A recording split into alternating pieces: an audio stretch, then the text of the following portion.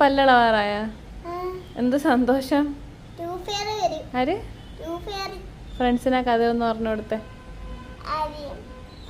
പല്ലിളക്കിയിട്ട് ബെഡിന്റെ അടിയിൽ രാത്രിയാകുമ്പോ വെക്കണം. എന്നിട്ട് പക്ഷെ പിള്ളേർ ഉറങ്ങിയിട്ട് ടൂഫെയർ വരുള്ളൂ. എന്ന് വെച്ചെന്താന്ന് അറിയാവോ, പിള്ളേർ ടൂഫെയറെ പോവാൻ സമ്മതിക്കത്തില്ല. അതുകൊണ്ട് എല്ലാവരും ഉറങ്ങി കഴിഞ്ഞിട്ടേ ടൂഫെയർ വരത്തുള്ളൂ.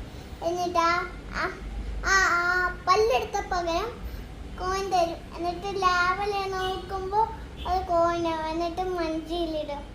സന്തോഷം സന്തോഷം. ടൂഫെയർ വരുമോ? ടൂഫെയർ വരും, പറന്ന് വരും. കണ്ടിട്ടുണ്ടോ? ഇല്ല, ആരും കണ്ടിട്ടില്ല. ഇതാര് പറഞ്ഞു? ഇതാരും പറഞ്ഞൊന്നുമില്ല.